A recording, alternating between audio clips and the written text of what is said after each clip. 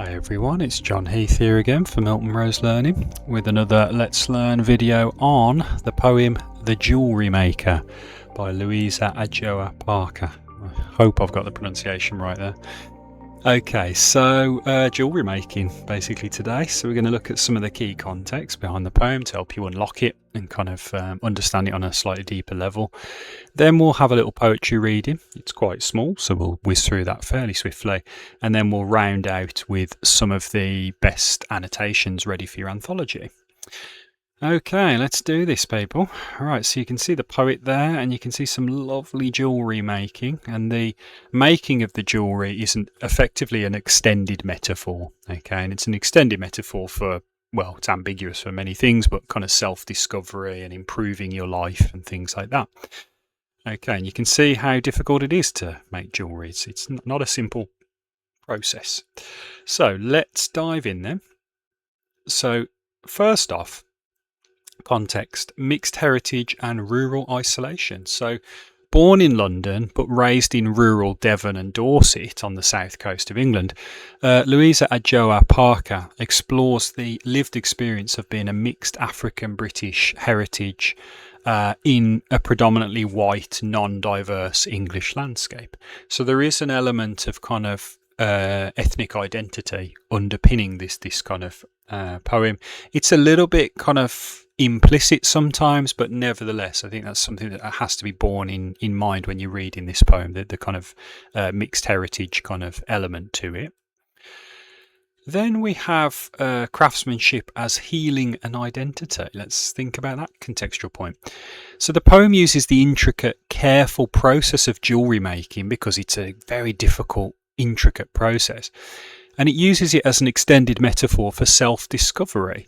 So you take effectively fragmented, raw or overlooked elements like bits of gold, bits of metal, these kinds of things, and transforming them into something precious and whole, an object of jewellery, obviously. And by doing so, it's an act of self-discovery, and you improve yourself in the process, don't you? Because it's hard, it requires discipline, and it makes the jeweller or the person kind of better in that sense. So it's actually like an extended metaphor. You want to really understand that before you dive into the poem. And then lastly, in terms of context, we have agency, value and personal transformation. So Parker critiques how society often assigns external worth to individuals based on race or background, like we still do to a degree in some society, contrasting with the deliberate self-determined creation of beauty, strength and individual agency. So the act of creating this beautiful piece of jewellery, it asserts the jewellery maker's agency and freedom. They are applying their kind of knowledge about the world to make something of beauty, and by doing so they improve their own sense of self-esteem and their own kind of sense of self-worth. Okay, so it's quite deep in that sense. We're not just talking a piece of jewellery here. Okay, so if we move over here, and you can see some more jewellery making there, it's very intricate work, isn't it? It's not easy, and you have to be a bit of an expert to do this kind of work. It's very painstaking. Now the poem is here, so let's just line it up and let's have a little poetry reading of it, and we'll get a feel for this jewellery maker poem. Each day after sunrise he walks to the workshop like his father before him, and his father too. The slap of sandalled feet on heat-baked stone, the smell of blossom, a plate blue sky. He greets his neighbours with a smile. In the distance a wild dog barks. So we're in a kind of in an area, may not be, the richest area, little symbols of that, like the sandalled feet and things like that, the heat-baked stone and things of that nature. And the jewellery maker has been doing this for generations, as he says, his father and his father before him. So it's kind of really time-honoured, and this is a really beautiful kind of craftsmanship that's been going for generations. Second stanza. He sits straight-backed, lays out pointed tools the way a surgeon might, neat as soldiers. So like a surgeon, it kind of implies that they're very precise and they're very skilled at doing this. He likes hot metal, the smell the way it yields to his touch. Under deft fingers, gold butterflies dance, flowers bloom, silvery moons wax and wane, then wax again. Bright dragonflies flap 2 pairs of wings. These are all the little embellishments that are going onto the jewellery. It's very intricate work, very beautiful work as well. He's really asserting his kind of skill set here. He likes the tiny loops and curls. He'd decorate his house in this, drape his wife in fine spun gold, her skin wrinkled by the sun. In simple cotton dress, her only jewellery, a plain gold band worn thin. So the jewellery maker's wife isn't kind of embellished with all this jewellery because it's a money and a poverty thing. Okay, he makes this kind of jewellery for rich kind of people. So his own wife only has a plain gold band. He imagines the women who will wear what he has made. Clear-eyed, bird-boned, unlined skin warming the metal his hands caress. So there's almost a class-based element here. He's making this jewellery for kind of rich women and he's imagining them wearing this beautiful kind of jewellery whilst he lives in relative poverty. So there is a kind of class-based kind of element there underpinning the poem. Okay, so with that in mind, let's look at some annotations now. Okay, just to get you started in your anthologies. So the opening lines then and the generational routine. Each day after sunrise he walks to the workshop like his father before him and his father too, the slap of sandaled feet on heat-baked stone. So let's break this down. So cyclical time and heritage like his father before him. It establishes a timeless kind of lineage of artisanal tradition and ancestral pride.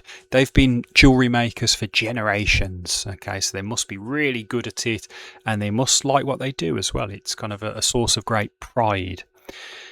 The sensory and onomatopoeic lexis, slap of sandaled feet and heat baked.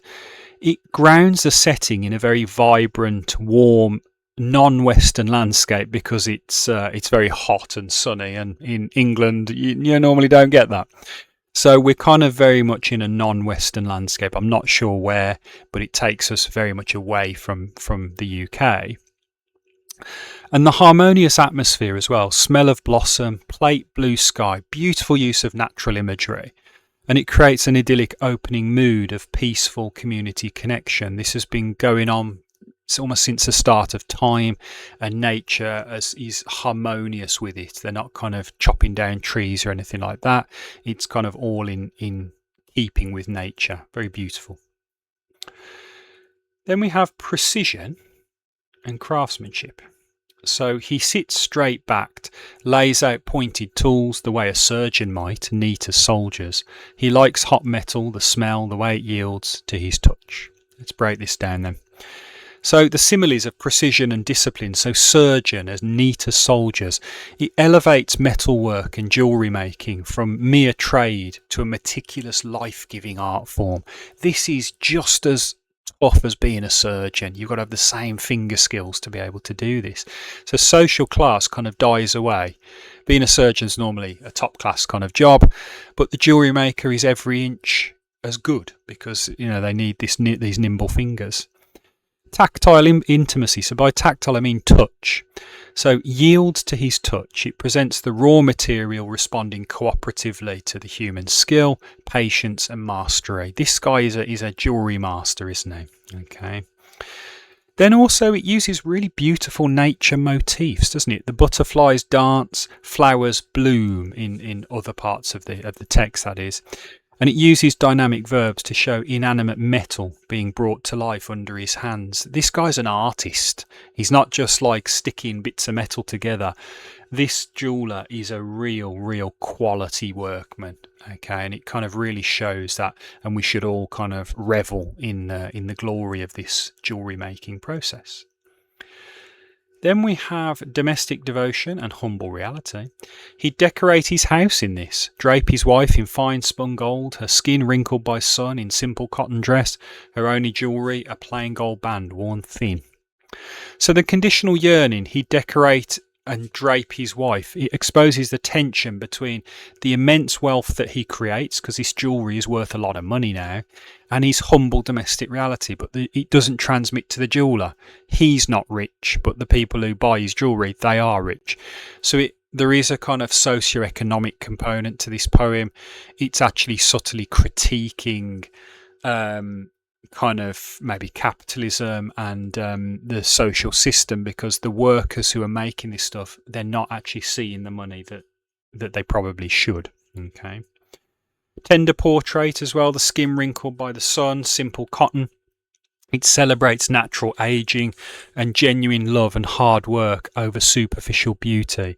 His wife has skin wrinkled by the sun now, but it doesn't matter because it's all about love. Okay, he doesn't kind of it doesn't get in the way of his love for his wife. The symbolism as well, plain gold band worn thin. It contrasts against the mass-produced consumer luxury with a weathered symbol of love. She must have worn that for many, many, many years, and that gives it greater sentimental value than just, some random diamond ring that doesn't mean anything. This is about kind of what do we value in society, and it's not all about money. Okay, and that plain gold band symbolises that, especially the adjectival use of plain as well. It's not gaudy in any way. And then the closing lines, an alienated labour. Let's think about that. He imagines the women who will wear what he has made, clear-eyed, bird-boned, unlined skin, warming the metal his hands caress. Let's break that down a little bit. So the global division and class contrast, it creates a stark visual divide between the wealthy, delicate Western consumer who's, very kind of quite rotund and they've had a lot of calories and things like that, and the weathered artisan who's sitting there toiling to make the jewellery for them. There's a global division of labour there, isn't there, and a division of wealth, and I think the poet is kind of critiquing that very subtly. Sensory transference, warming the metal his hands caress. So the jewellery acts as an intimate physical link connecting the two different social worlds and classes. The very rich woman will end up wearing the jewellery which was made by the poor working class jeweller, and that links them together physically. It's actually quite interesting there, very, very stylishly done, I would say, and it pulls the two social classes together in some way. Agency and dignity as well, so it affirms that true value resides in the artisan's creative labour and human connection rather than the commodity market. It's not about the money that the jewellery is worth, it's about the fact that the jewellery was made at all and the skill that was shown in making that jewellery. Okay, it's a very deep point to leave it on, but I think that's a very good point to finish with. Okay, so very, very deep poem. It's not just a piece of jewellery that was being made there. It was highlighting social and economic divisions, and also an act of self-discovery for the jeweller. So hopefully you've enjoyed that. Don't forget to hit the like, subscribe and tap the bell icon so you never miss another Let's Learn video again. Share with all your friends as always, and pop any comments in the box as well. We'd be always happy to answer. And it just remains to say, obviously, thanks for listening and take care. We'll see you soon.